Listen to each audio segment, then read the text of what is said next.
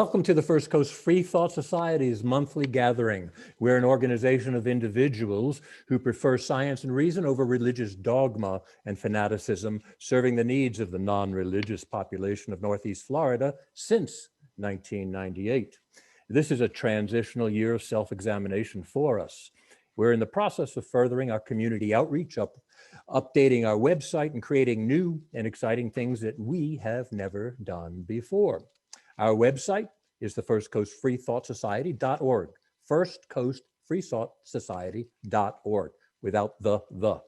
We're on Facebook, Twitter, Meetup, and soon Instagram. And we're keeping up with the times here. Instagram, what's next? Pinterest, maybe, I don't know. TikTok, perhaps, who knows? There's Secular Sunday in the Park and book and movie discussion groups. There's the Free Thinker newsletter, and we just literally last night enacted a legislative overview committee, and we'll be hearing more about that as we roll through 2021. Now, is anyone here new to the First Coast Free Thought Society? Anybody here? Not, is this your first time with us? Everybody's been here before? Okay. Is everybody still listening or hearing the NPR ads? Anybody not hearing them? You know we do them? I see somebody shaking her head. Denise shaking her head saying, no, I don't know. Well, that would mean that I would actually have to listen to NPR, so sorry. Right, no, that's all right. That's what I'm asking. That's fine. I'm not saying you need to do anything. I just want to know if people are aware we have NPR ads and Folio ads. Anybody still getting Folio magazine? You aware of Folio magazine? We have, nope, not aware of Folio. I know some of you are not even in town. Jamie, you're not in town, you're elsewhere. But a lot of us are in town. I wonder how popular Folio magazine still is. At any rate, we have promotion in Folio magazine and have been doing so for a long time. So if you're not aware of it, next time you see a Folio, pick one up if you don't mind doing so. I'd appreciate it. And then let me know what you think about the ads that you see. Tonight, we are fortunate to have our guest speaker is Emily Newman, who's the education coordinator for the American Humanist Association.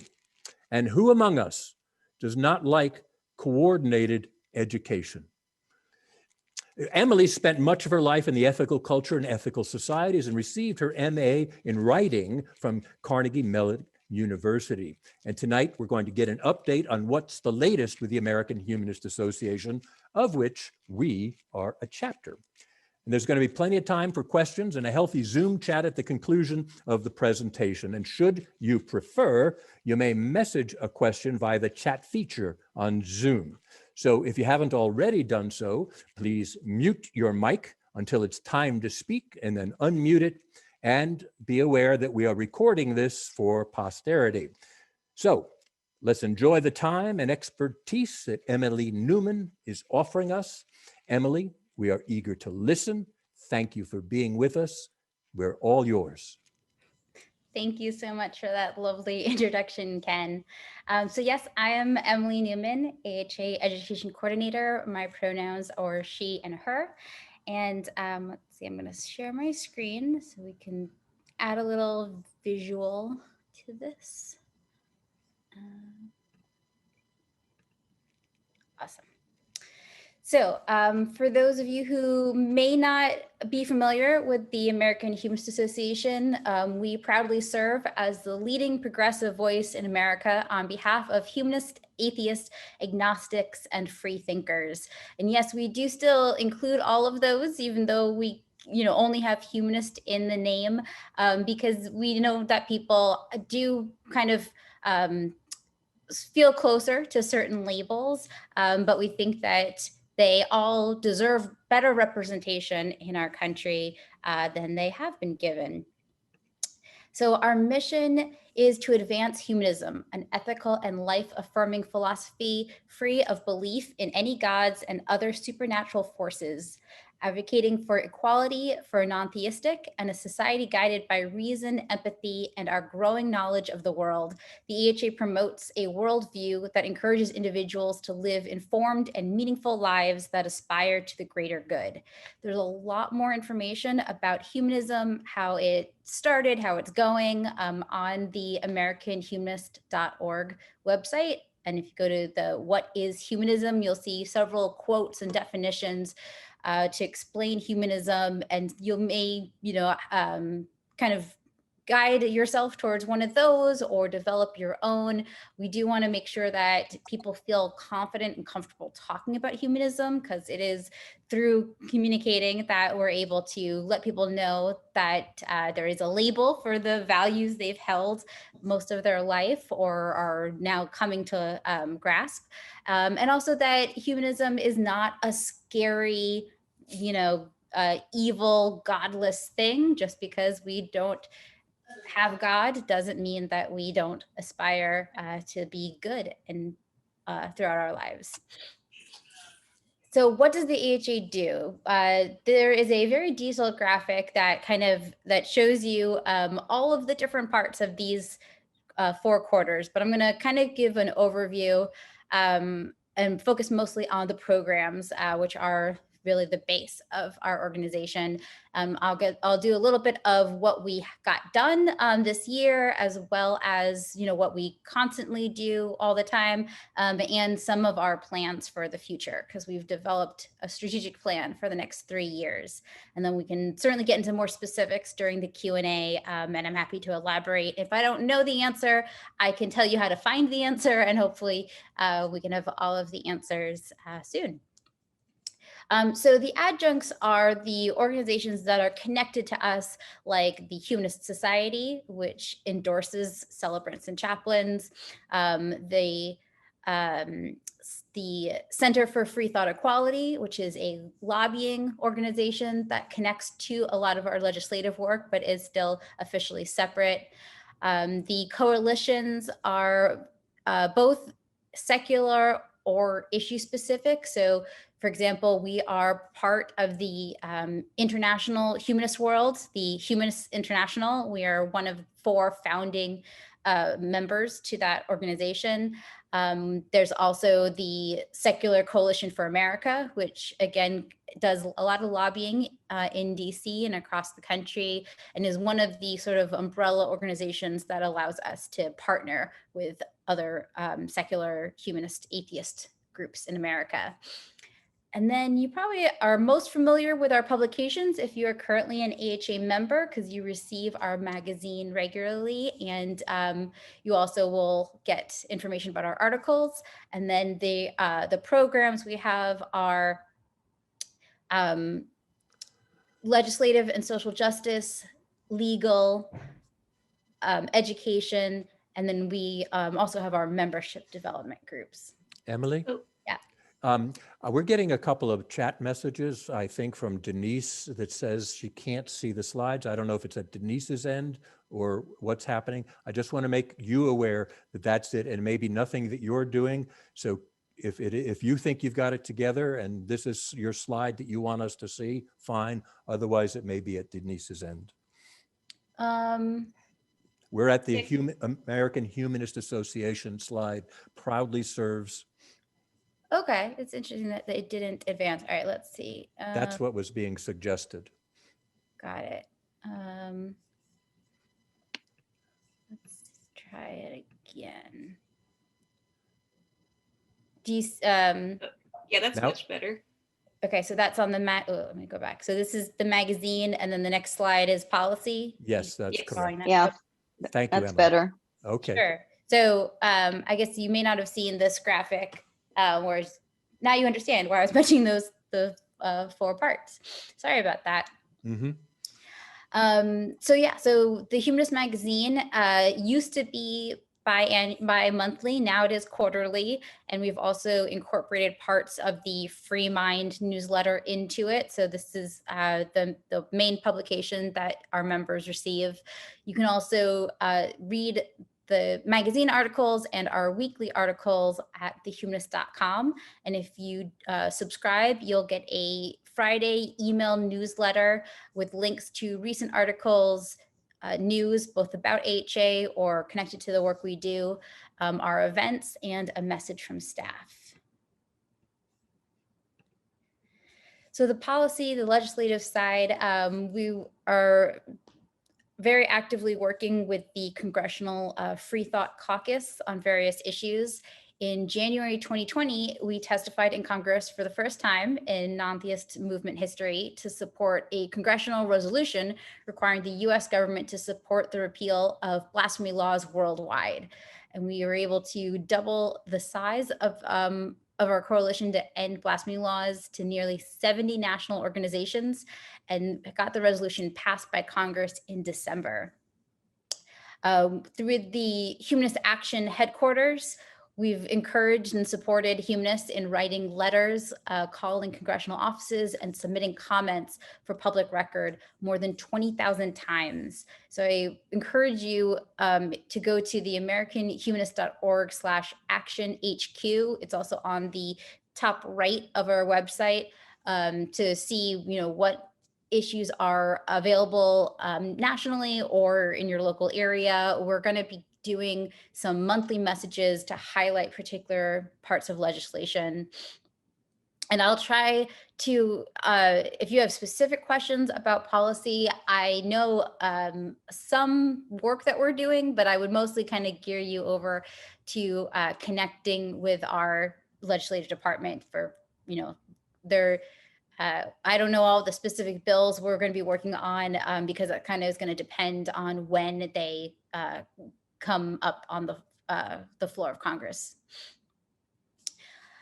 For social justice, we've been really working to integrate social justice into humanism as opposed to having it as like a separate entity. So you probably have heard before about our social justice alliances. We now have 4 and we're working on more. So we've got Black Humanist Alliance, Feminist Humanist Alliance, LGBTQ Humanist Alliance, and the Latinx Humanist Alliance. They each have their own websites, their own projects, their own Facebook and Twitter. And representatives from there, as well as our staff, have worked with the board of directors in 2020 to adopt 4 historical resolutions. One was food insecurity, one was income, wealth, and inequality, one was gender-based and sexual violence, and the last was equitable taxation. We also did a statement on justice, equity, diversity, and inclusion, and a call to action for humanists to take action against systemic racism. We're not only encouraging and supporting our members and groups to work on social justice, we've been doing some review of our own office and staff work and looking at our human resource policies, ways that we can better communicate with each other and outreach to more communities. So the Appignani Humanist Legal Center is famously known for being in front of the Supreme Court with our Bladensburg Cross case a couple years ago, but we are constantly addressing violation reports and handling also people's questions. You'll see Monica Miller, our legal director and senior counsel, has a video blog online where she answers people's legal questions. We also had the U.S. District Court of South Carolina rule in our favor on our longstanding lawsuit against Greenville County School District over school-sponsored prayers, Christian hymns, and the use of religious venues at public school graduations. And this is a big, 6-year-long battle that we are excited to be done with, but especially so that it doesn't allow other schools to cause more violations.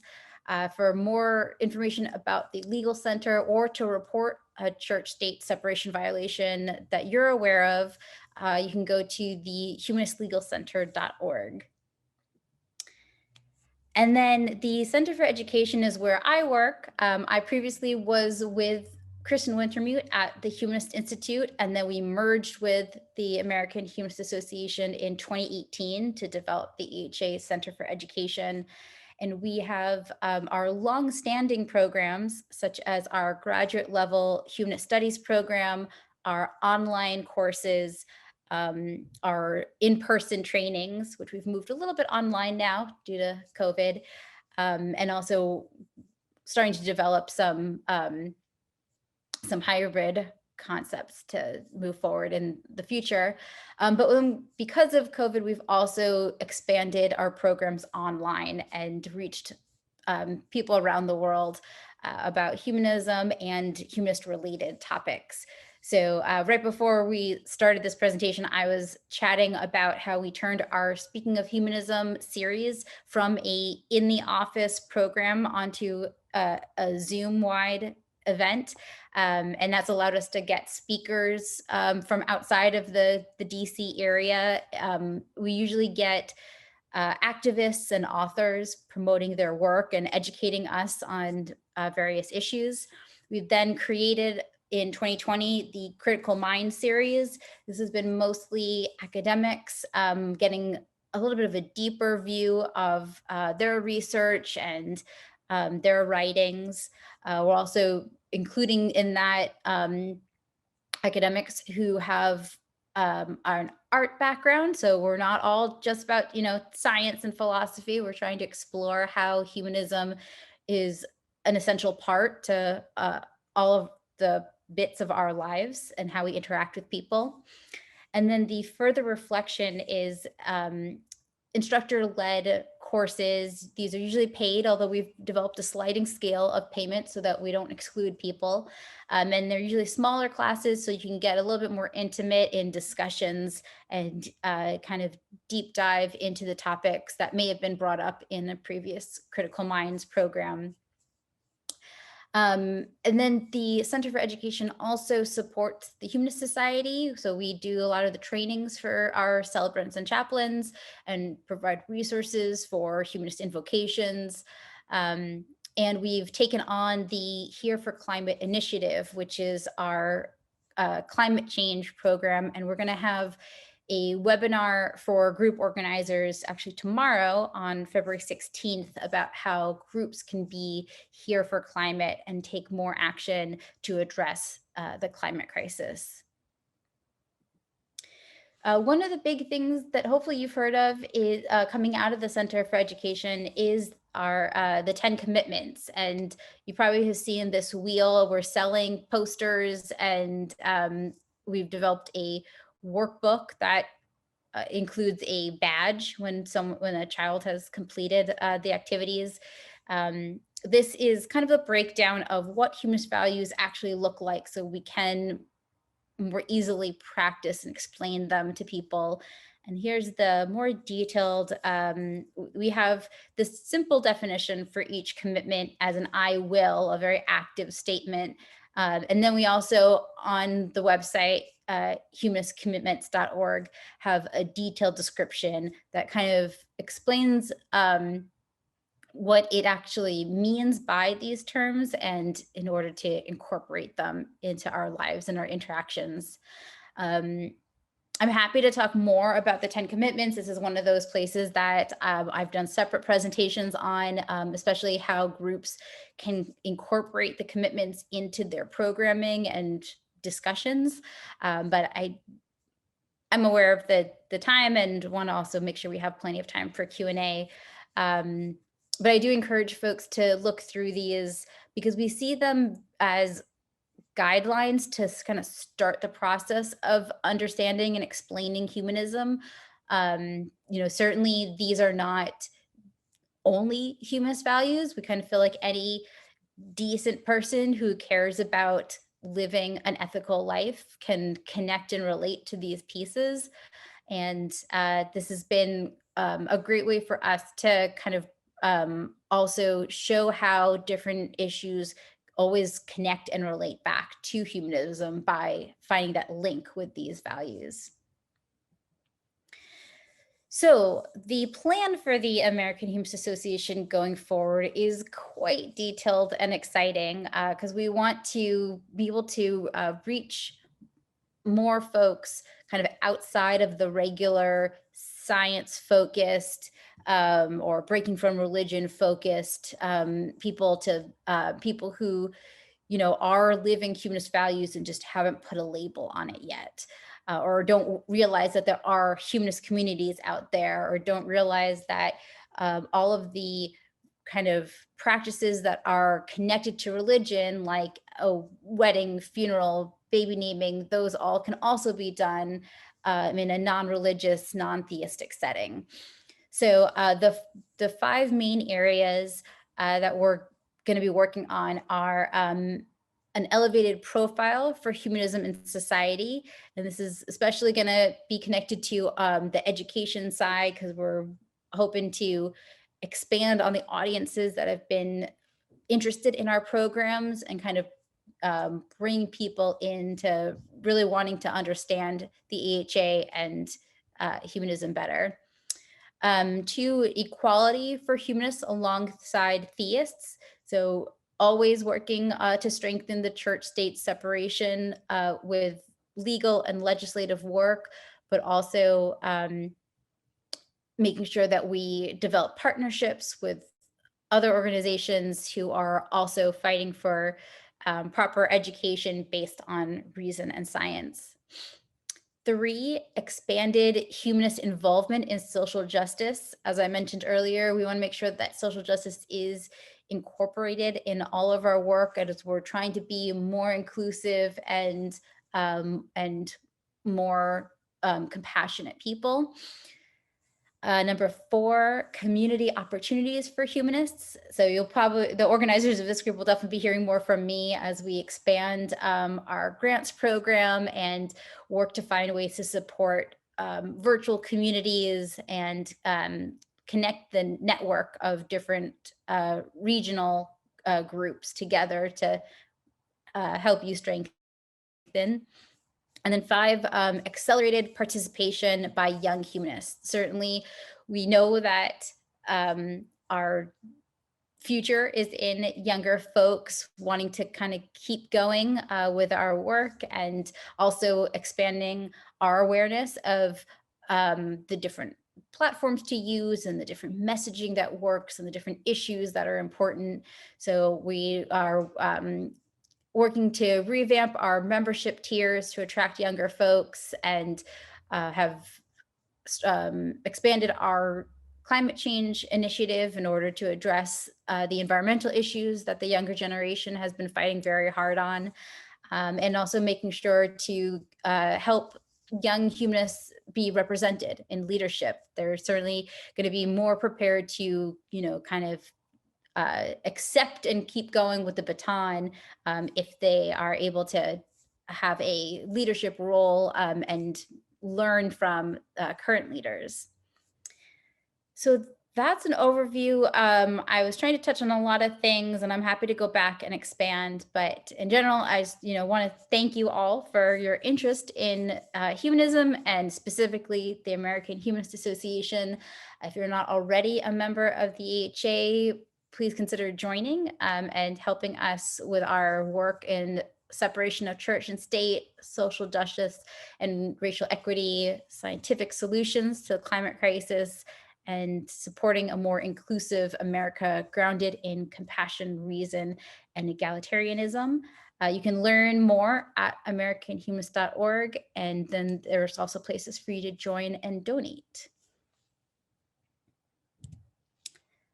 So, well, very good. Thank you, Emily. I guess that concludes the opening remarks and set the stage for conversation, discussion, dialogue, chit chat, whatever we want to call it. I have a dozen questions for you, Emily, but before I go, I'd like to give everyone else an opportunity to ask a question. Anybody have a question? There's Richard. Thank you, Richard. Go ahead. Yeah, despite being a preacher's kid, or possibly because of it, I've been a lifelong humanist. I'm curious, as I've never been involved in an organized humanist association previously, or organizations. Out of curiosity, do you happen to know offhand what's the highest level of political office that an avowed, openly humanist person has been elected to in this country? Yeah, Jared Huffman is the official humanist US representative. Like he's the only one that's officially used that label, although we do have, Jamie Raskin is, I think he's referring to himself now as secular Jewish humanist. And Kristen Cinema? Cinema. Thing, Yeah. I can't spell it. I was looking at it and trying to remember how it was pronounced. Thank you. She is officially unaffiliated, and I think we are in conversations about having her feel more comfortable with using the term humanist. I will say though, so the Congressional Free Thought Caucus, I believe, is now up to about 14 members, and they and constantly, talking to folks to invite them in. So there are certainly more humanistic or, humanist leaning folks that are officially labeled humanist. Great, thank you. Mm-hmm. Other questions? I have a question. Go ahead. This is going to be funny, but I would like to know, do we have t-shirts? Because those are conversation starters for me. I got all sorts of radical ones, but they're conversation starters. And I would be happy to wear one, except it's got to be a tank top. It's too hot in Florida for t-shirts. Well, unfortunately, we don't have tank tops at this time, although there's been a lot of talk about expanding our merchandise. So yes, we do. Actually, I almost wore one of the t-shirts, but it doesn't really communicate well on Zoom. So we definitely have this is what a humanist looks like shirts. We have Good Without God. Is that on the website? Because I didn't see it. It's not. So we, you can, I'll put my email in the chat. It's Newman@AmericanHumanist.org. So Okay. we mostly sell the shirts, sunglasses, water bottles, buttons, pins, at our in-person conferences. And before COVID, there was conversation about developing an online store, but there were some concerns about preparing for the fulfillment side of it, just being able to have staff organized to handle that. And so we do sell the 10 commitments posters, and I've been actually thinking about doing a t-shirt with the 10 commitments. But I don't think I think due to other projects that just hasn't been on the top of the priority list. But you can, I just think you have a very nice logo. It's a very nice logo, and that in itself, I think, would make just a great t-shirt. Yeah, so I know we do have, some still in stock in the office, and I can probably do, some one-off sales before we set up a system. Okay, thanks. Richard. Sorry, one more question. I'm a retired Foreign Service officer. I spent, nine tours overseas, 2 of them in Europe. I'm just curious, is there even a need for an organization like this in Europe? Are there any connections between the AHA and any European comparable organization? I mean, one of the things I was not happy about returning back to the US after my career overseas is how religious this country is. But I'm just curious if you have international ties. We do. So we are part of the Humanists International Coalition, and they are, they have, I don't know what the total number is. They have many different affiliate organizations, and are very closely connected to the British Humanists group. And we've worked, Well, probably, I mean, of the other humanist groups, we probably are closest to the British ones because they're also like the strongest. Their marketing has been wonderful. So when we have our Google alert set up, I hear about what they're working on, or the Dutch probably most often. We don't have, I think we're right now more at the part of like, check out their website, or here's what they're doing. We don't necessarily have a deep partnership where we're working on specific projects together at this time. Thanks. Emily, can you speak a little bit about some of the confusion that people that are uninitiated have relative to the differences among organizations such as the American Humanists, American Atheists, Ethical Society, and the Free Thinkers? Is it difference in name only, or is there some substantive differences? Or was there a break among people, at some point in life where they said, I don't want to work with those folks anymore. I'm going to go down the street and start my own organization? So there is a sort of a spectrum with humanism that goes from secular to religious. And on the secular side, you're going to have, the AHA, the American Atheists, as they are, not necessarily using the term humanist, but they've certainly been leaning towards humanism by trying to show how atheists are present for social justice issues and can be good people. They're not just talking about how there is no God all the time. And center for inquiry would be on the secular side. And then on the religious humanist side, you have the American Ethical Union, Society for Humanistic Judaism, the Unitarian Universalist Humanists. And even those folks don't always like to say the word religion, because it's really more about congregational humanism. Is that they're meeting in communities, often with a leader, minister type chaplain person who is able to give pastoral counseling and do ceremonies. And there's children's educational programs for those that have families with them.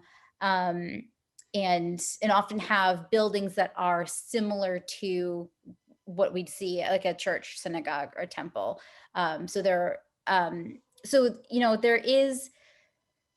There's a lot in common with the whole spectrum. And I think that probably the definition of religion is where you'd see the most differences.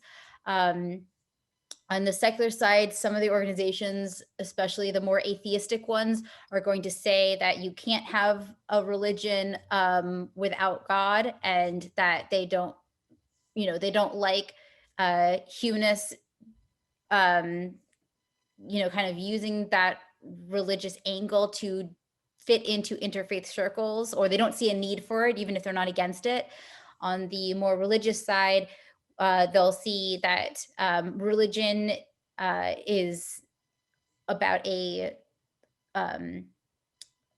gathering of beliefs and values that show how we live our life. And so it doesn't need deity or supernaturalism in order to be religious, but it's really kind of just like another way to explain philosophy and connection. When it comes to the kind of how they started, I don't know the history of all the organizations. They certainly have gone in and out of how close they've been to each other, but they definitely did start from different places. So there wasn't like a break that caused everyone to, go their separate ways. So, for example, the UU humanists kind of take their knowledge from John Diedrich, who's known as sort of like the father of religious humanism. Ethical culture came out of Felix Adler, who was studying to be a rabbi and take over his father's temple. But when he started kind of questioning why people need to mention God, and instead recommended that we put deed above creed, and that we focus on our actions and not on people's beliefs, that's where his father's temple was like, nope, you can't take over for us. I think you need to do your own thing. And that temple actually kind of split almost in half following him and half staying in the Jewish tradition. The AHA did have some roots and connections with Quakers and was always connected to UUs and ethical culture people. So we've actually, the Humanist Institute was developed by leaders in the AHA, the UUH, the AEU, and the SHJ, the Humanistic Jews. Basically, all those leaders came together and said, we need to, in order to have strong leaders in the future, we need to educate them. And so let's work together to make sure that people are educated.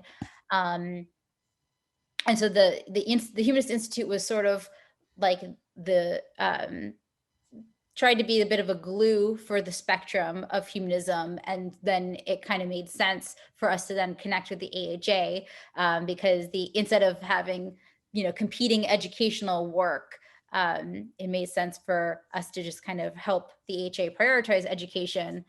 And I'd say before I move on, before I leave that question, to kind of get at, I think what you're looking for, there are certainly reasons why somebody would feel more comfortable holding an AHA chapter or affiliate than they would have an ethical culture society. Because if they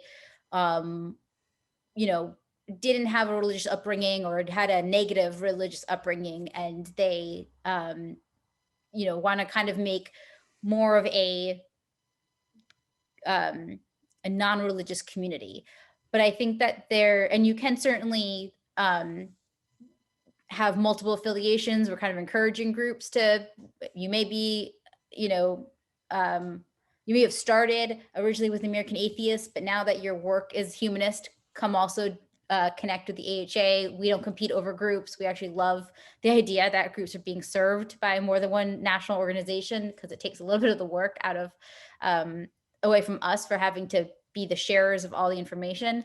But I'd say, for like a UU or ethical culture or humanistic Judaism group, often those people didn't hate their religious background and really liked the community part and really liked their traditions, but just didn't fully agree with the dogma. And so, they or in cases like mine where your parents are different religions, so instead of choosing one, they wanted to bring their kids up in a community that really spoke to their values.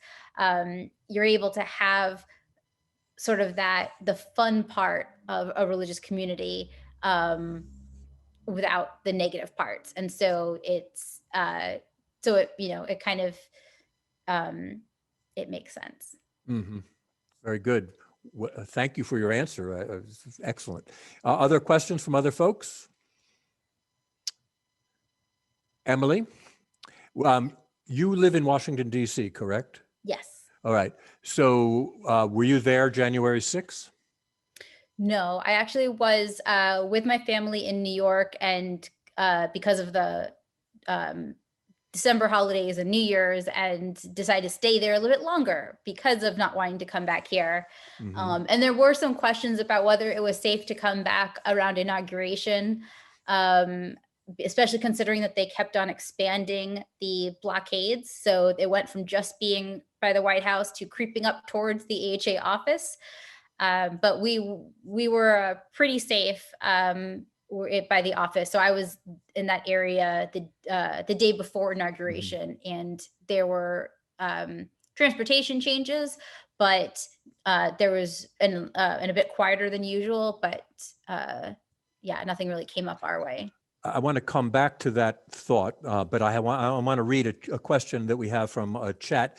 It's, didn't Paul Kurtz break from the AHA to found the Council for Secular Humanism, now Center for Inquiry?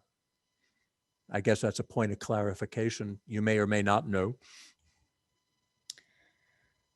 I know he certainly was a strong leader of AHA. I guess I would be hesitant to say that he broke off from us,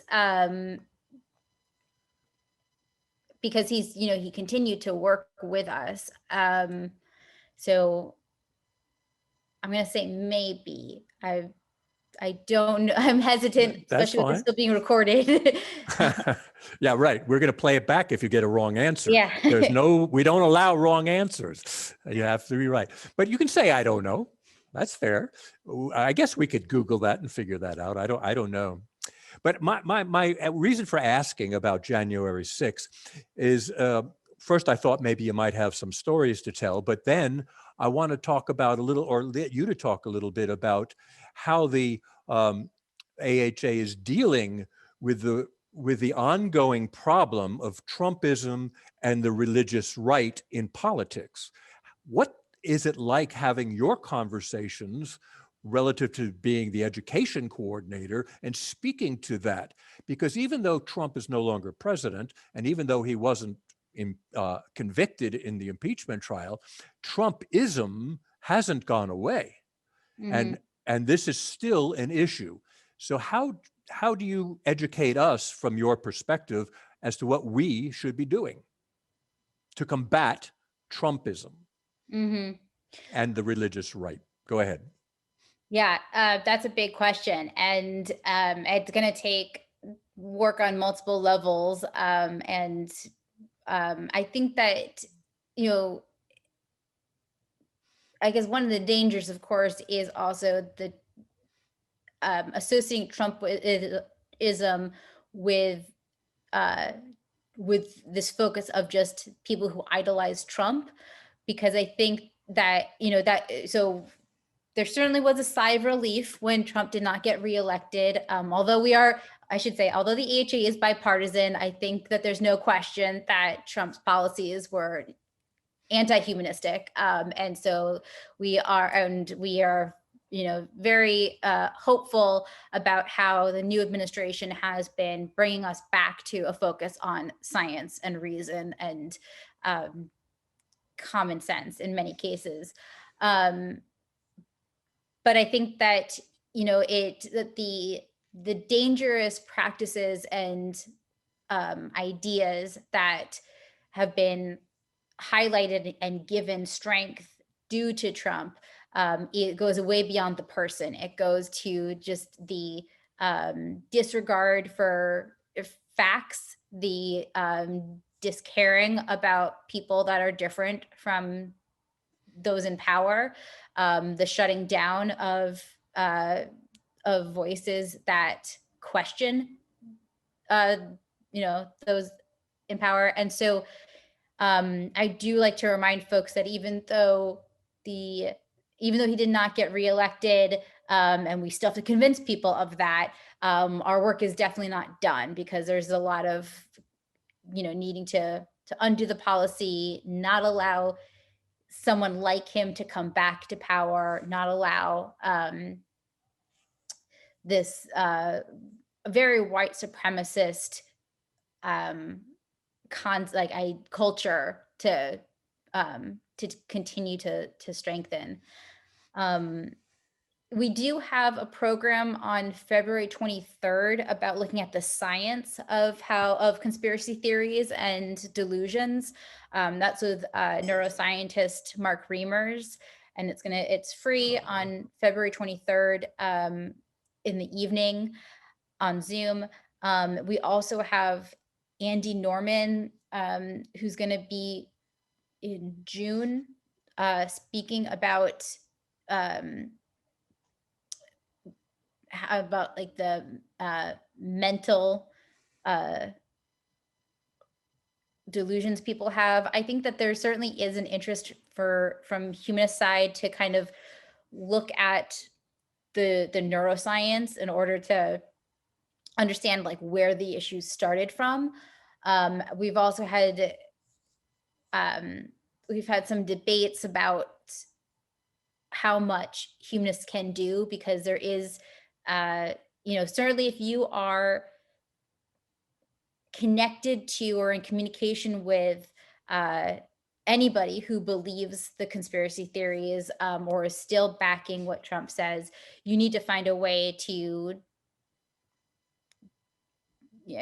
talk them through it. And that's going to be easier for, somebody that they know or somebody who looks similar to them than it will be for people of color or people that they don't respect. So certainly we are responsible for reaching out to the folks that we can talk to. There are certainly folks that are kind of beyond. They're not going to listen to reason. They're already in fight mode. They're not in discussion mode anymore. And that's harder because we as humanists are not, well, in general, we're not really in the combative helping people, deconvert.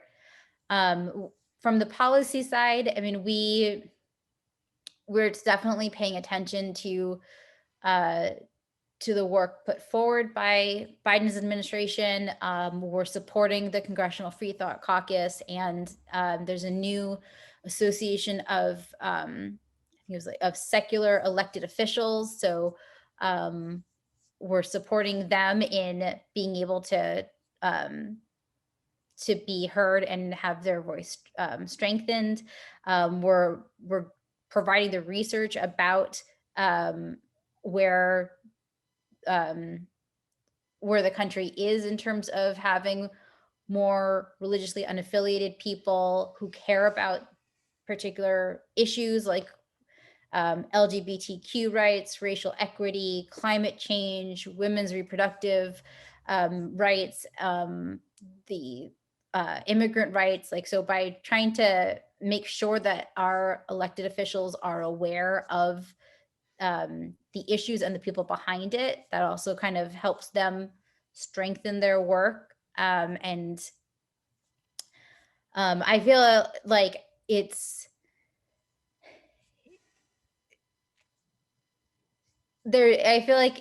very hard to come up with, there's kind of got to be almost like a whole strategic plan of its own on how we can move forward, because there's a mix of communicating with people, educating people, making sure that certain people don't have that corporations and individuals don't have the power that they do, in order to make sure that their voice is not heard over other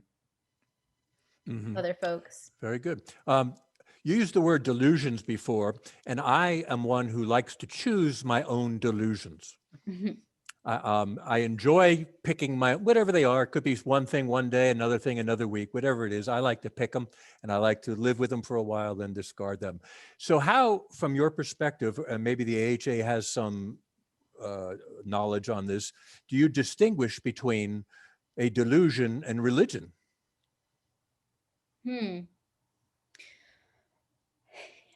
That's a tough question that I feel, again, hesitant to answer because, both being on record and also that there's not like an official AHA definition that I've been told to back. I think one of the really important things is, how does it impact other people? My religion could be believing that there are fairies that in the world that fly around and spy on humans, but am I going to decide how I live my day based on those fairies? Am I going to try to prove these fairies exist to people? I think that's very different. If I am just kind of questioning, could these fairies exist, then I am trying to say, because fairies exist, I'm going to fight for their right to be equals under law, or say that they are more important than humans. So when you're understanding of the world around you becomes harmful to the people around you when it limits someone else's rights, when it ignores science and reason. That's when it becomes troublesome. And I think there's been, also some communication about people's mental health and how that leads them to possibly dangerous actions. And so there's a stigma about mental health being kind of like an excuse for people. And that makes it harder for folks to actually evaluate their own mental health and admit to needing help and support. Because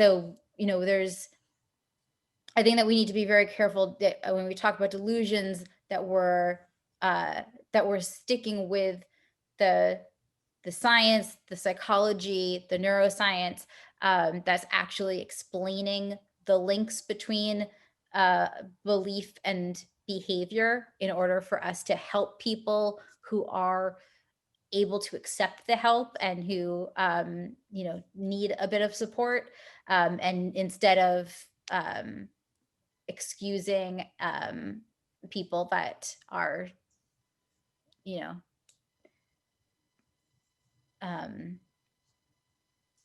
that are purposely trying to harm folks. Mhm. Good. Other questions? Fred? Yeah, I'd like to comment. It seems to my observation, or from what I read over the last 20 years, the number of people who subscribe to humanist ideals, or free thought, or so forth, or has been expanding. Mm-hmm. Those also been an entrenchment and increased movement among religious or extremist, anti-humanist faction, not just in the U.S. but in many other countries. So it's like a kind of a yin and yang, or kind of dealing with it. And many people, of course, part of it is the media, or where there is certain news channels, or certainly social media and so forth, where people get entrenched in these ideas that people that may not have been radical, say 10 years ago, they've been radicalized because they get sucked into this, conspiracy, things on the media. They believe all sorts of stuff that there's no, evidence for, and which most of us can see as nonsense, but they're absolutely sure it's positively real because they saw it on this side or whatever. So it seems like there's a struggle for education and how people like us would deal with that, especially if it's someone that we personally know, or someone in our family or so forth that we encounter, and how to deal with that or to argue with that. Yeah, there is your perspective on that issue. Well, so going to your point about about the growing population of humanists, there's certainly I think we're up to about 23% now of the American people are unaffiliated with a religion and or label themselves atheist or humanist. There's always a little, wiggle room on how to look at the numbers, because based on how they ask the question for the study. And, Pew has been trying to define religious understanding. Some people, especially with COVID recently, were trying to study how people's view of faith has changed. And there's kind of that confusion on like, well, am I religious because I actually agree with everything this religion says unquestioningly, or because I'm involved with a religious community, or because I have my own feelings about faith in something beyond myself. So I like to emphasize how I think that we can support people who are humanistic and kind of, could come a little bit more to the humanist side as they realize that their needs are met by by our values and can be how they kind of direct their lives on, you know, what they actually can observe and see in the world. I think that as you mentioned about the conspiracies growing online, especially on social media, it is certainly tough when you're, you know, maybe feeling alone or misunderstood, and then all of a sudden you have this community online that's welcoming you in, by saying that it's okay that you have outlandish thoughts, or like that they kind of they teach you about a conspiracy that you decide now makes sense because it just because of the way that they kind of pull you in. And I think that we've seen that a lot of these dangerous online communities are really growing because people have disconnected from caring communities in their life, or are not listening to actual journalists and scientists and news outlets. And so they're just relying on these these dangerous groups. And then once they're in these dangerous groups, they can be kind of encouraged to take dangerous action. So I think that that's, you know, as someone who helps organize humanist groups and would like to see more humanist groups out there, I always try to encourage people to check in on each other's members, to serve the community, to, you know, kind of be out there and active, because I think that you know, with these violent, dangerous crowds, I just don't understand how they can see themselves as so endangered and so special compared to other people. It's like they really just, they're lacking the empathy and responsibility in community, and it's so I think that, you know,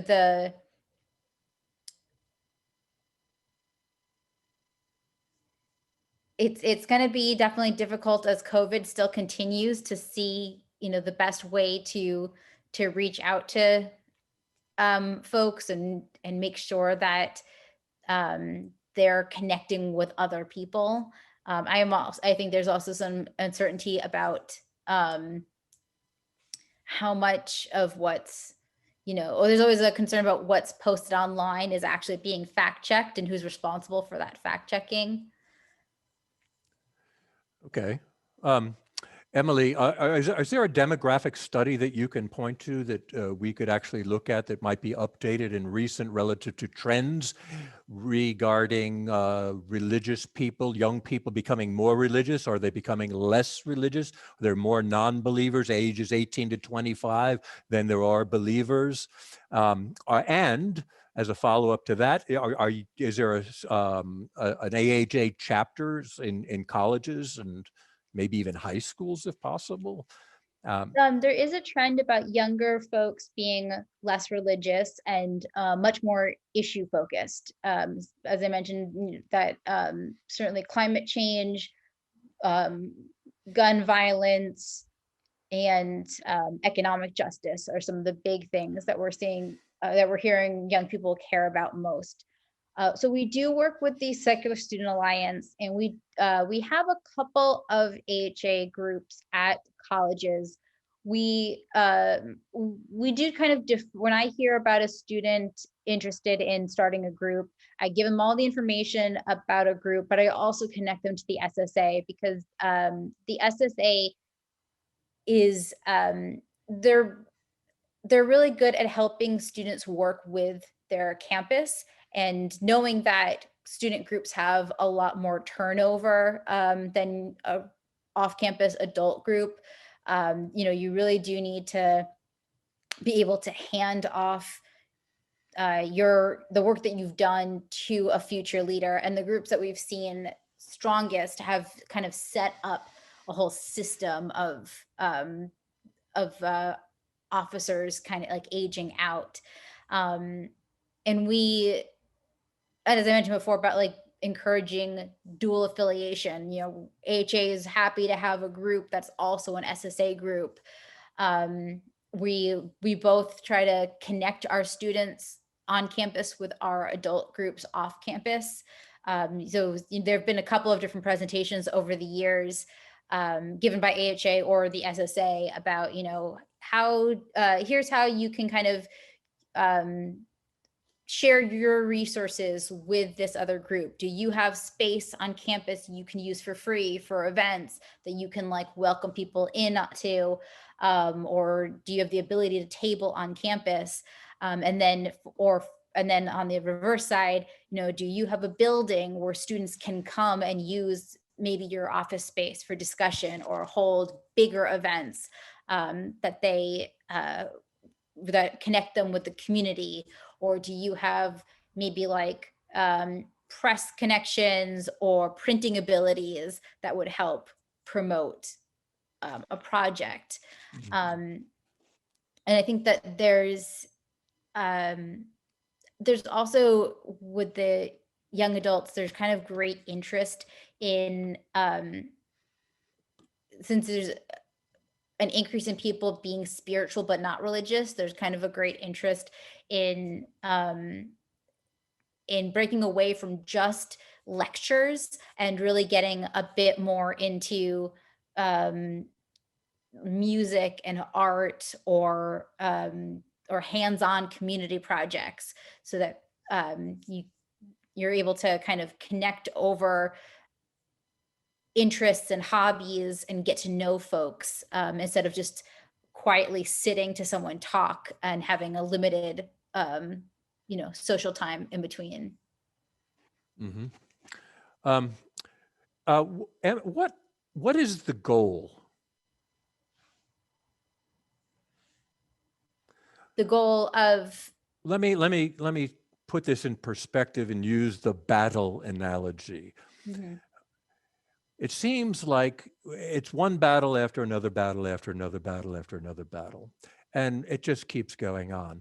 If you could describe victory, what would that look like? I mean, I remember hearing once that like nonprofit's ultimate goal is to not be needed, because if, you know, if the issues were gone, you wouldn't need an organization to combat those issues. And I think it would be hard to measure this, but in my mind, and the goal would be an ethical, humane world where we are all considerate of other people and using whatever resources we have to support each other. I mean, it really comes to a more collaborative, inclusive, empathetic community.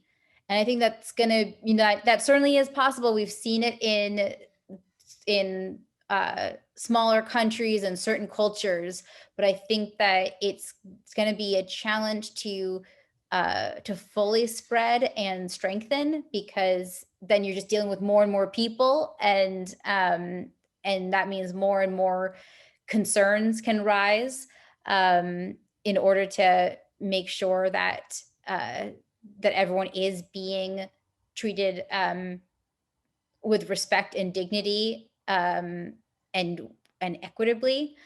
I think that you know, there's endless ways that humanism can be practiced and observed in our lives. So there are endless goals that could, you know, kind of come out. And so it's kind of hard to say what a perfect, well, and I know not to say perfect world, because that's a dangerous concept, but You could say a more perfect world. yeah, well, and that's the thing. Once you always say more, there's always like that goalpost keeps moving. Mm-hmm. So, you know, certainly a more secular government would help out. Do you think the wall of separation of church and state, as metaphorical as it is, and as imaginary as it is, just as God is imaginary, a religious creation, is beneficial or it hurts the cause? Because it seems like everybody's trying to trip over themselves to get on their side of the wall, and nobody really understands which side of it is because it's such a blended mess. Well, the separation of church and state helps both religious and non-religious people, because the whole point is that, who is to decide one religion that has all the answers and should be used for governing? I mean, that especially considering that that our religions kind of trip over each other by or conflict each other. So in order to say that there is that there's one religion that our government should follow, or that that there are even shared rules that all religions follow is a very dangerous concept. And I think that we really kind of looking a little bit more like the 10 Commitments or general ethics, can be using guidelines for policy that respect the worth and dignity of every individual, and help us, fully see people for the multiple aspects that they make up. That a person, instead of ignoring a person's identity, really absorbing it, and using that to understand how we can set guidelines is essential. Are there questions from other folks? Anybody have a question? Susan. This was more of a comment, because I think it was Denise that asked earlier about t-shirts, and I have this t-shirt that says, join me for the discussions and lectures at the First Coast Free Thought Society, which is a chapter of the American Humanist Society. So if anybody wants one, I have the link, but nobody would get a donation from it. So it's probably better to buy the AHA's t-shirt, I guess. But this is a design out there that you can buy if you wanted. So Okay. I echo what Denise said, that sometimes t-shirts can generate conversation. Somebody asked me about my t-shirt as I was standing in line at Starbucks about, oh, what is that? Tell me about it. So. Mm-hmm. Yeah, Okay. you always talk about the elevator speech, and I've been at conferences in hotels where you literally have the elevator talk because somebody's saying, what's that name tag, or what are you here for? When I first moved to DC in 2018, I felt like I was obsessively talking about humanism, because not only did I do it at work, and I did it when I'd go on Sunday to the Washington Ethical Society, but anytime I would meet somebody and they'd ask, where do you work? I couldn't just get away with saying, oh, a nonprofit, or I work in education. They always wanted to know what topic. And even if they were sort of aware of the word humanism, they're like, oh, doesn't that kind of mean you're just like good to people for goodness sake? I would say yes. And isn't that like super simple? But then they would still end up wanting to talk about, either what does that mean, or what specifically do you do, or tell me their experience with religion or their values. So I'm a big supporter of, you don't have to memorize a speech, but feel confident in knowing how to talk about humanism, how to talk about your favorite parts of being with a humanist community, because that's always going to bring people in. And when in doubt, you can always give them the EHA website. Right. Good point. Somebody told me, I think it's Einstein, who said, if you can't explain it to your grandma, then you don't really understand it yourself. Other comments, other questions? Richard? Yeah, just an observation. It's always bothered me to have "In God We Trust" on our money. Yeah, I haven't really done a scientific study of all the countries I've been in, dozens of them, but that's a very rare kind of statement. Obviously, in the Middle East, you'll have a lot of this or Allahu Akbar or something like that. But I mean, yeah, I just don't recall ever seeing that in Europe on the money. I mean, this is so bizarre for a country founded on religious freedom to choose one particular God. First of all, people may not have a God, or Hindus, for example, have many gods. I mean, to have "In God We Trust," I think is the most bizarre thing to have ever stuck on our money. But hey, that would be an impossible task to change that. At this point, you're right. Emily, do you want to comment on that? Give us a little of the history from 54 and the money. It was on the coins long before we printed it on the bills. And it was actually codified into law in 1954. But Emily, if you got things to say about it.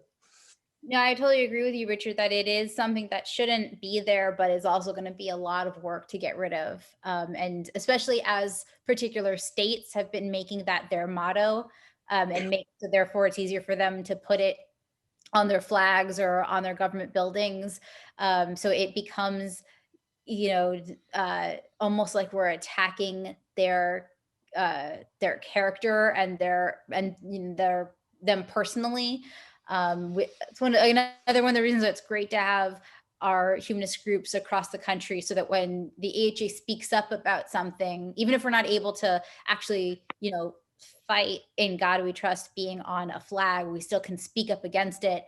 And then when the local people or even government officials are like, "Oh, who are you DC folks to tell us how to do things?" we can say, actually, you have humanists in your state who also are against this. And, we can direct them to the groups, the celebrants, the chaplains, and then also let subconscious, unlabeled humanists know that they're not alone. There are people there.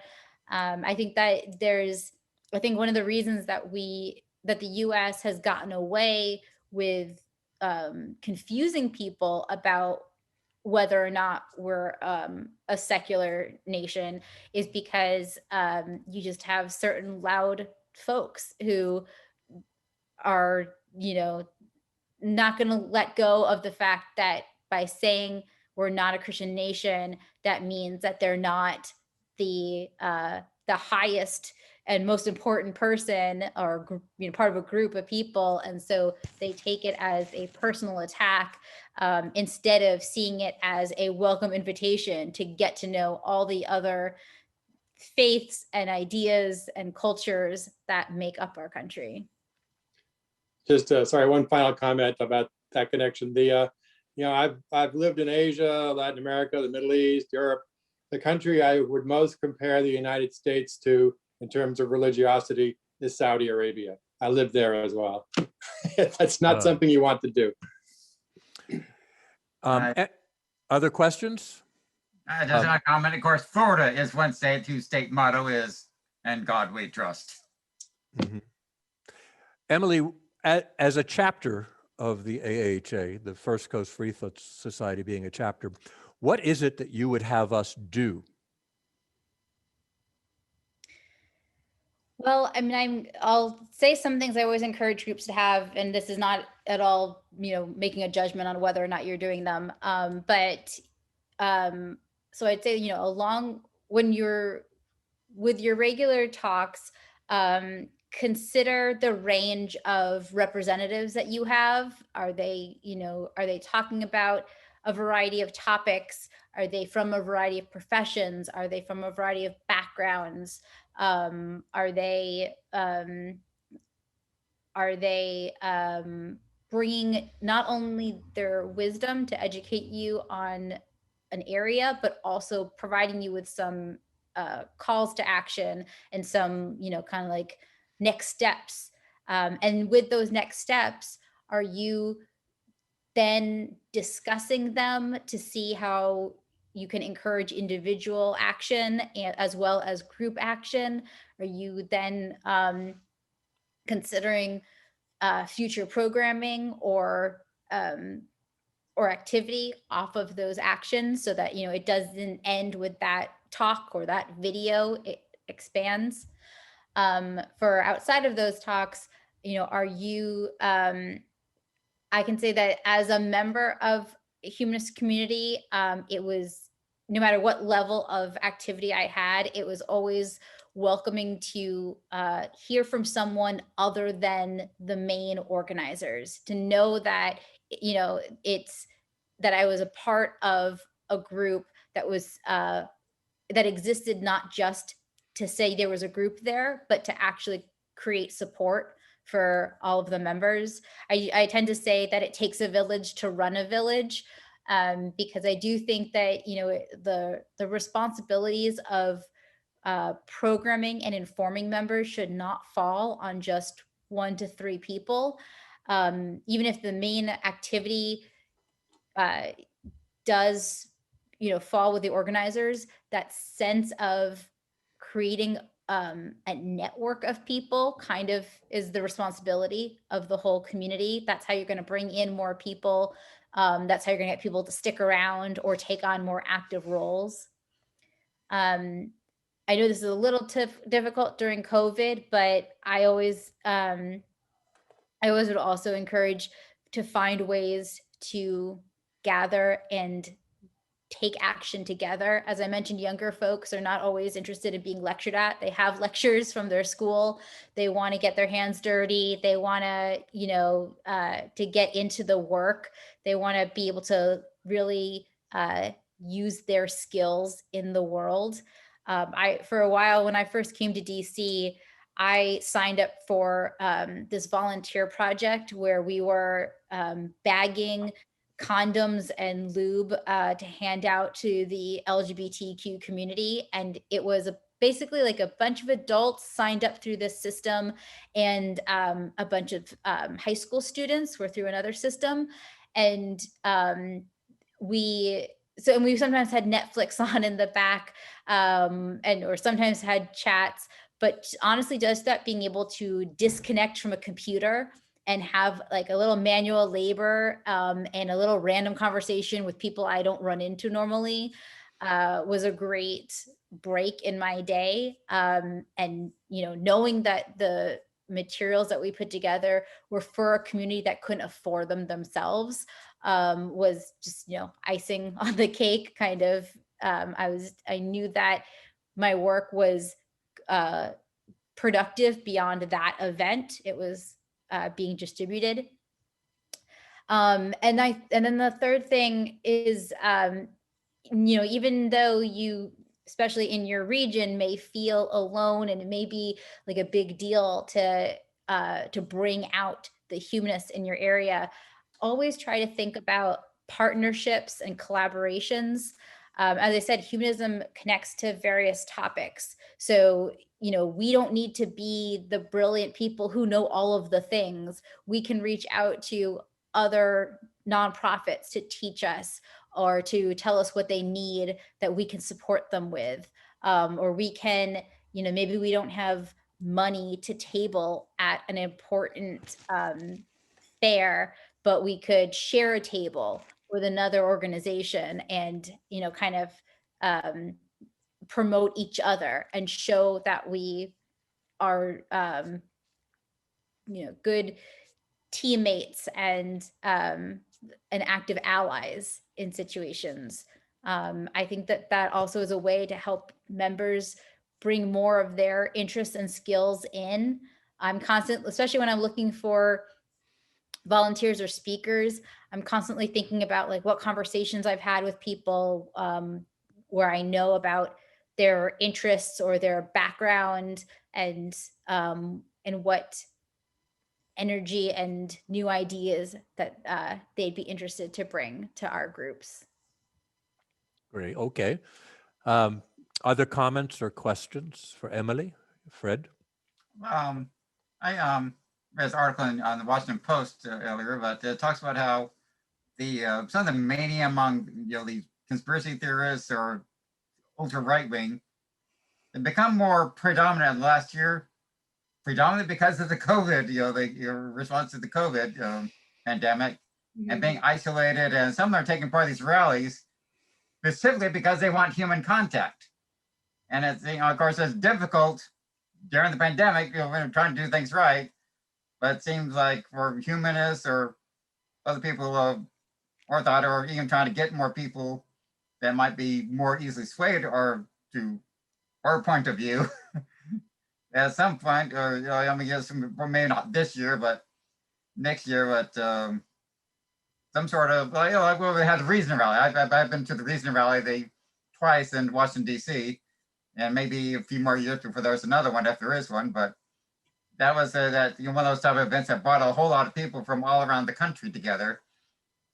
And I don't know when something like that may be happening again, whether a Reason Rally or some other event, whether a national event or even local for Florida.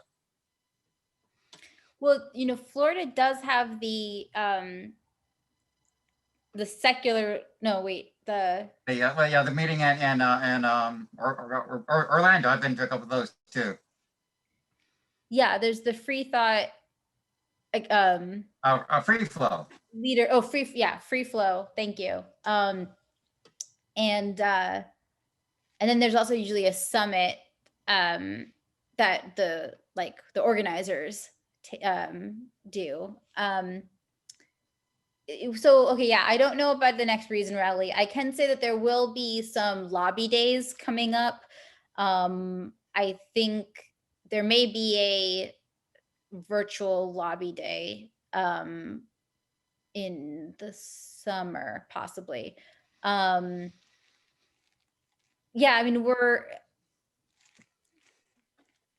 we're definitely going online for annual conferences this year, and then conversations about hybrid for the following year. So in 2019, the AHA broke our conference down into 5 different locations, and it was so we had programs for one day or half a day really in 5 different cities across the country, held at universities, and also we live streamed those events, and it was pretty popular. We got a lot more people online than we did in the building, so there wasn't as much social time as we had expected there to be. But I think that we've learned that I think we're going to not try to do 5 at the same time, and do more than half-day events to allow for more time together. But I think that there is sort of an interest in having some more regional programming instead of everybody flying to one place in the country.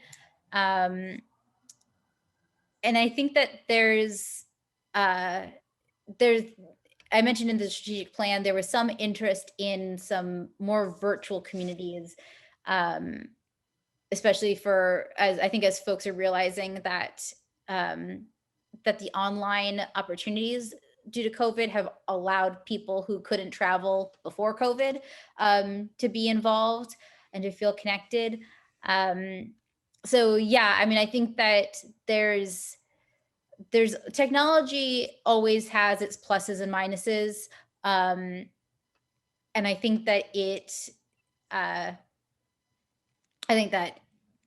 arguably interactions with people in general has its pluses and minuses, and we as humanists can just kind of hope,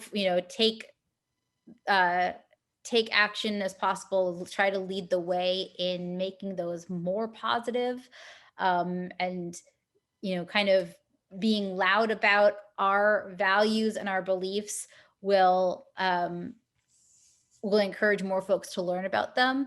And I know you could say that for anything, but I think that I'm a little biased in thinking that that humanist values and beliefs are a bit more conducive to bringing people together positively. And so would be nice for us to have a little bit more awareness and a stronger position in society in order to kind of combat the more negative voices out there. What do you see as the trend in terms of your membership? Is it up, down, or steady over, let's say, the past 10 years, if you know that? It definitely has been increasing over the past 10 years. I don't know particular numbers to give you, and we haven't done a demographics survey in several years. I think we are working on our 2020 annual review, so that may have a bit more details that you're looking for. I think that, one thing that we are considering as we're reaching out to younger people is also sort of redefining what membership means, because you probably have heard that younger folks like millennials and Gen Z are not as interested in being members of organizations the way that the older generations have. And I think it's not so much that they're not joiners as it is that they want to be kind of clear about how they're spending their time and money. And so there's just, little differences on how we, on what benefits we provide and how we articulate that in order to expand. So you've entered into those discussions. Is there another word you're using other than membership? I don't think there's an issue with the word membership. I think it's just, being aware of maybe the different price levels and what you get for each price level, and what level of commitment is expected. Mm-hmm. Okay. Are there any other comments or questions from anyone? Anyone? We're at 8 o'clock exactly, according to my time zone. Emily, I think we're going to wind it up here then. And I think what I'd like to do is, on behalf of the First Coast Free Thought Society, offer our great gratitude to you for your time, your energy, your expertise, your thoughtful answers. If there's things that you see that we can be doing, I don't know how often you've been here before or what you see or know about the First Coast Free Thought Society, but we're trying to do things that aren't being done in this particular area, as far as we know. And your association with us is helpful. And we look to your guidance and we look to your tutelage and your wisdom even to help us through this. So if you have been communicating with people here on an ongoing basis, great. If you haven't, perhaps we could start a regular dialogue with you to see what we can be doing that we're not doing, that would increase the number of humanists, free thought, free thinkers, and other similarly situated individuals to join the effort. Well, I can tell you, I regularly send out communications to your representatives about monthly activities and suggestions and the events that AHA does. We do quarterly webinars on particular trainings, and we're building our resource section on the AHA Center for Education website. So we'll have kind of more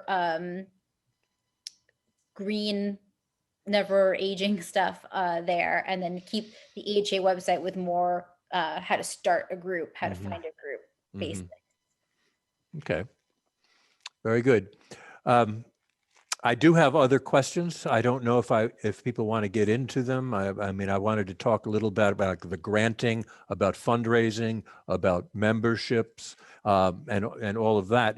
I was more interested in the granting and the fundraising. If anybody wants to stick, and if you've got any comments on what we can do for fundraising, and you mentioned grants early on, but you didn't get into who gets them, how they're spent, where did you apply? There's a lot to be said for grants, and we've never looked for grants, but maybe that's something we should think about. So there is, let me see if I can find it quickly. There is a webinar.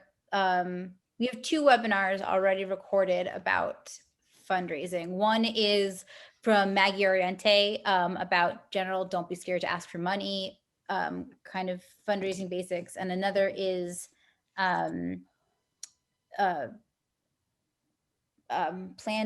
what's it called? I'm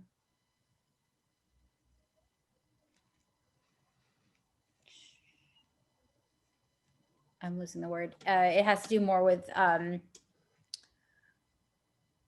planned giving when, you know, somebody like bequests myths. Right. Okay. Oh, okay. Planned giving. I know what you're talking about. Yes. Let's see. I mean, there are, okay,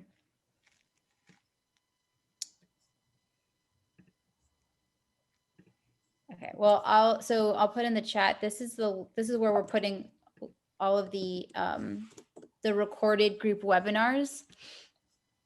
Okay. And so you'll see, so what was it? It was like the second one. So if you go all the way at the bottom, the first one actually was on secular invocations from your Florida neighbors, David and Jocelyn Williamson.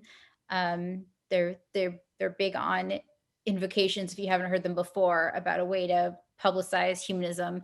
Then the second one on there is how to enjoy raising money for humanism. And Maggie, our former communications and development director, talks about kind of just that, how do you talk to donors and get them excited to give both big gifts and also kind of ongoing membership support. And then there's one, the why planned giving, making a difference, leaving a legacy. That's from our director of the Humanist Foundation. You know, at another time, we could get into some, you know, specifics about like pledge events and donation wording. I certainly encourage using social media because it's, you know, you don't want to be always asking the exact same people for money all the time.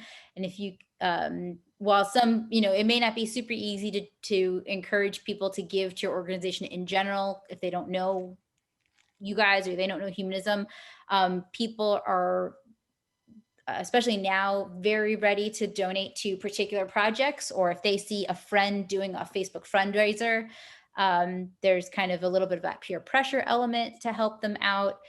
So it's, you know, kind of common for people to do Facebook fundraisers for their birthday.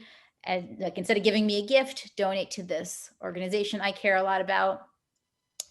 When we can meet again, or unless you have some Zoom talents to do this online, I always encourage fundraisers that are also community growers. Like the Washington Ethical Society, for example, has done an auction for many years where people can donate their skills, their house goods or business goods. And there's both the fundraising part, but then there's also the social part, because we have like an auctioneer style person for some items who's like talking them up, or we have some of the items may be like a dinner or cocktail hour with folks. And sometimes he does like skits and jokes in between. Bowl-a-thons, walk-a-thons, those are ways to, again, not only bring your members out for stuff, but make it easier for them to invite other folks to join them. So they may not necessarily know what talks their friends are going to be interested in, but you know, inviting them to go bowling for this community fundraiser is a little bit easier. With the grants, so we right now have an annual chapter grant that usually it opened in the late summer and closed January 31st. And we usually try to support as many chapters as possible. So chapters can ask for up to 2,500, but then maybe given a portion of that if we're trying to help lots of groups. So we like to see the breakdown of why they're asking for certain amounts and how much each amount does. I'm going to be talking to our board committee soon about expanding that, possibly doing one round on organizational grants, meaning more like how to how to support the running of the group, and then a separate one on programming. So more like event or service specific programs. I'm hesitant to say too much about that, considering it hasn't been discussed and isn't approved, but that also would break it down so that there's 2 opportunities to apply for grants each year, and make the timing a little bit different, because I know that the timing has been a little difficult currently, as you know, if a project falls outside of the range of a grant and had to be extended. But the previous programs that our grants have supported have been actually the Florida Leadership Summit was a project that David and Jocelyn Williamson applied for and got funding to support. There's been a couple of education symposiums done both in person and on Zoom that have been supported. We've supported a group to do like NPR ads. Some have used it towards their service projects. So kind of a way to further support an organization they're working with to support a community in need. Or some have used it to develop like tabling materials so that they could have booths at various events. I don't have information right now about how groups can apply to non-AHA grants. I mean, that certainly is encouraged. AHA has some regular grants that we apply to. And it's fairly simple because the main restriction for most grants has to do with being a religious nonprofit. So you don't have to worry about that.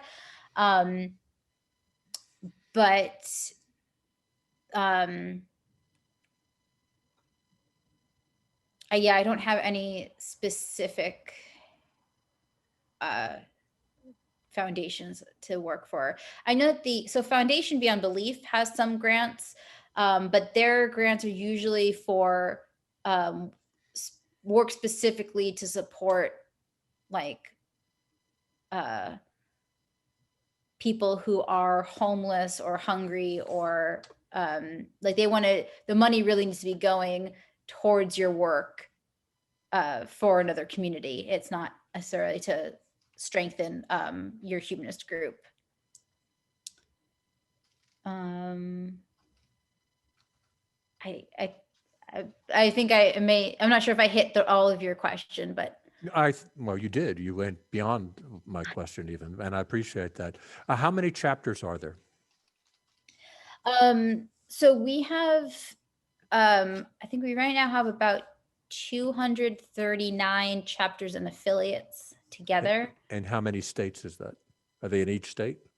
Not quite. We're still, I think we're now at about 45 states. And we did, some of our groups are suffering due to COVID. So like we just recently lost the one group we had in one state.